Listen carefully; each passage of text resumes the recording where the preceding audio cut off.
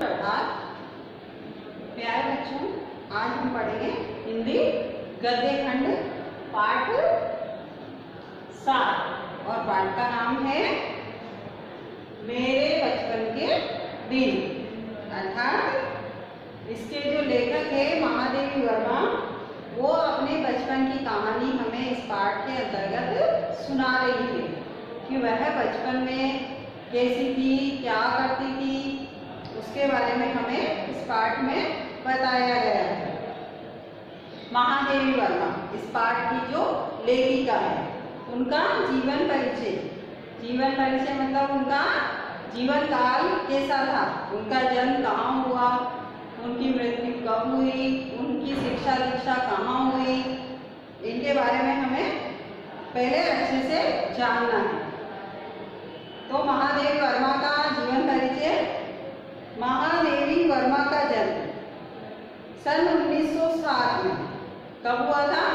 1907 में किसका जन्म हुआ था? महादेवी वर्मा का जन्म 1907 में उत्तर प्रदेश के फर्रुखाबाद शहर में हुआ था। कहाँ हुआ था? उत्तर प्रदेश के फर्रुखाबाद शहर में 1907 में महादेवी वर्मा का जन्म हुआ था। उनकी शिक्षा दीक्षा प्रयाग में हुई। शिक्षा दीक्षा मतलब उनकी जो पढ़ाई थी वो कहाँ से करी उन्होंने? प्रयाग से। प्रयाग महिला विद्यापीठ में प्राचार्य पद पर लंबे समय तक कार्य करते हुए उन्होंने लड़कियों की शिक्षा के लिए काफी प्रयत्न किए।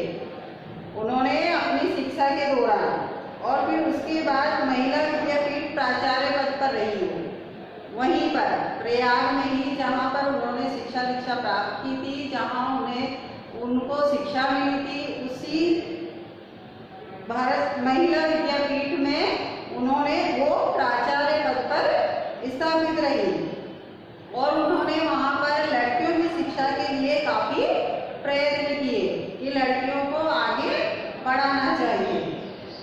सन 1987 में उनका देहांत हो गया और उनकी मृत्यु कब हुई? 1987 में। जन्म तो हुआ 1907 में फर्रुखाबाद शहर में और मृत्यु हुई 1987 में। महादेवी जी छायावाद के प्रमुख कवियों में से एक थी। किसकी कवि थी महादेवी वर्मा? छायावाद की। निहार, रश्मि, नीरजा, यामा, दीपशिखा उनके प्रमुख काव्य संग्रह है। उनके जो काव्य संग्रह है, उनकी जो कविताएं, उन्होंने जो कविताएं लिखी उसका संग्रह है, उनके नाम है निहार, रश्मि, नीरजा, यामा और दीपशिखा।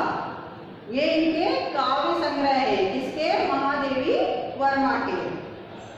कविता के साथ साथ उन्होंने सशक्त गद्य रचनाएं भी लिखी है और कविताओं के साथ साथ उन्होंने कुछ गद्य रचनाएं भी लिखी है, जिनमें रेखाचित्र तथा संस्मरण प्रमुख है। जो गद्य रचनाएं हैं उनमें उन्होंने क्या लिखा है? संस्मरण और रेखाचित्र।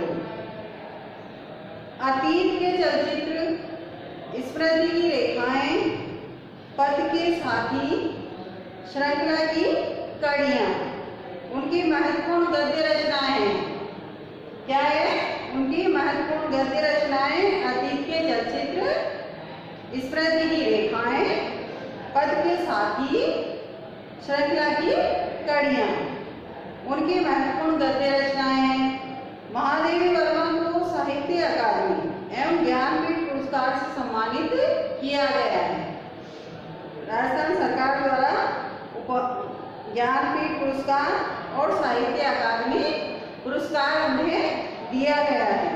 इसको महादेवी वर्मा को भारत सरकार द्वारा उन्हें ज्ञानपीठ पुरस्कार और साहित्य अकादमी पुरस्कार दिया गया है। महादेवी वर्मा की साहित्य साधना के पीछे एक और आजादी के आंदोलन की प्रेरणा है, तो दूसरी दूसरी ओर भारतीय समाज में स्त्री जीवन की वास्तविक स्थिति का बोध भी है। महादेवी वर्मा की जो साहित्य साधना है उसके पीछे क्या है, आजादी के आंदोलन के लिए हमें इसमें प्रेरणा दी गई है। तो दूसरी ओर भारतीय समाज में स्त्री जीवन की वास्तविकता की स्थिति का बोध हमें कराया गया है कि स्त्री का जो जीवन है उसकी वास्तविकता क्या है, उसके बारे में हमें बताया गया है। हिंदी गद्य साहित्य में संस्करण एवं रेखाचित्र को बुलंदियों तक पहुंचाने का श्रेय महादेवी जी को है। किसको है? महादेवी जी को। हिंदी गद्य साहित्य में संस्करण एवं रेखाचित्र को बुलंदियों तक पहुंचाना, बुलंदियों मतलब सबसे ऊपर पहुंचाने का श्रेय महादेवी जी को है। उनके संस्मरणों और रेखाचित्रों में शोषित पीड़ित लोगों के प्रति ही नहीं बल्कि पशु पक्षियों के लिए भी आत्मीयता एवं अक्षय करुणा प्रकट हुई है। उनकी भाषा शैली सरल एवं स्पष्ट है। महादेवी वर्मा की जो भाषा है पाठ की वह बहुत ही सरल और स्पष्ट है तथा शब्द चयन प्रभावपूर्ण और चित्रात्मक है।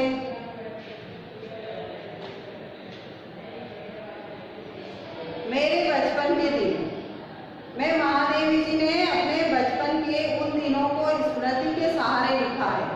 मतलब स्मृति का मतलब याद करते हुए लिखा है। जब वे विद्यालय में पढ़ रही थी, इस अंश में लड़कियों के प्रति सामाजिक रवैये, विद्यालय की सहपाठियों, छात्रावास के जीवन और स्वतंत्रता आंदोलन के प्रसंगों का बहुत ही सजीव वर्णन है।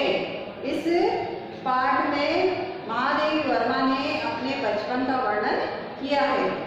उन्होंने कहाँ शिक्षा प्राप्त की थी और जब वो शिक्षा प्राप्त कर रही थी तो उस स्कूल में उनकी क्या परिस्थितियां थी उसके बारे में हमें उन्होंने बताया है। अब पाठ शुरू करते हैं। मेरे बचपन के दिन। बचपन की स्मृतियों में एक विचित्र सा आकर्षण होता है। विचित्र सा मतलब बहुत अद्भुत आकर्षण हमें दिखाई देता है। जब बचपन की जो हमारी यादें होती है उनमें हमें एक अद्भुत आकर्षण दिखाई देता है। कभी कभी लगता है जैसे सपने में सब देखा होगा। परिस्थितियां बहुत बदल जाती हैं। अपने परिवार में कई पीढ़ियों के बाद उत्पन्न हुई।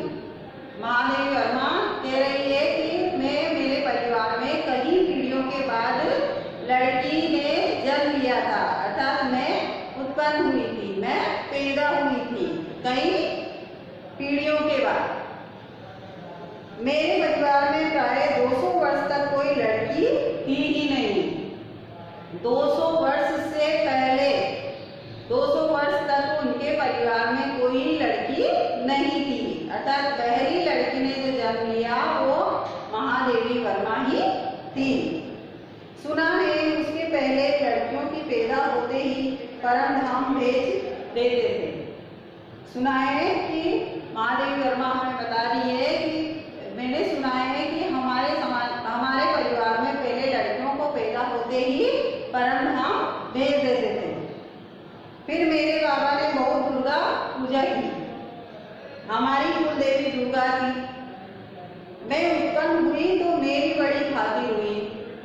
मतलब जब महादेवी वर्मा पैदा हुई तो उनके परिवार में बहुत खुशियां मनाई गई और मुझे वह सब नहीं सहना पड़ा जो अन्य लड़कियों को सहना पड़ता है। परिवार में बाबा फारसी और उर्दू जानते थे। पिता ने अंग्रेजी पढ़ी थी। हिंदी का कोई वातावरण नहीं था। मेरी माता जबलपुर से आई तब वे अपने साथ हिंदी लाई। उनकी जो माता जी थी वो कहाँ की थी? जबलपुर की। वे पूजा पाठ भी बहुत करती थी। पहले उन्होंने मुझको पंचतंत्र पढ़ना सिखाया। उनकी माताजी ने, महादेवी वर्मा की माताजी ने उन्हें सबसे पहले पंचतंत्र पढ़ना सिखाया। बाबा कहते थे इसको हम विदुषी बनाएंगे। विदुषी मतलब विद्वान, विद्वान जो होता है, तो विदुषी प्रख्यात महिला।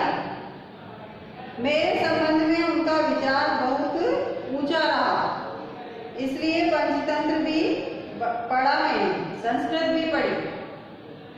वे ये अवश्य चाहते थे कि मैं उर्दू फारसी सीख लूं। उनके माता पिता चाहते थे कि महादेवी वर्मा भी उर्दू फारसी सीख ले, लेकिन वह मेरे बस की नहीं थी। मैंने जब एक दिन मौलवी साहब को देखा तो बस दूसरे दिन में चारपाई के नीचे जा छिपी। तब पंडित जी आए संस्कृत पढ़ाने। माँ थोड़ी संस्कृत जानती थी, गीता में उन्हें विशेष रुचि थी। पूजा पाठ के समय मैं भी बैठ जाती थी।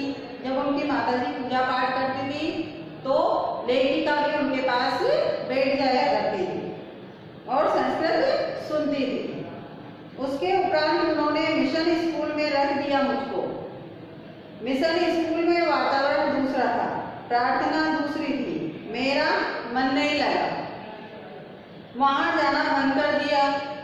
जाने में रोने धोने लगी। तब उन्होंने मुझको Crosthwaite girls college में भेजा, जहां मैं 5वें दर्जे में भर्ती हुई। वहां का वातावरण बहुत अच्छा था।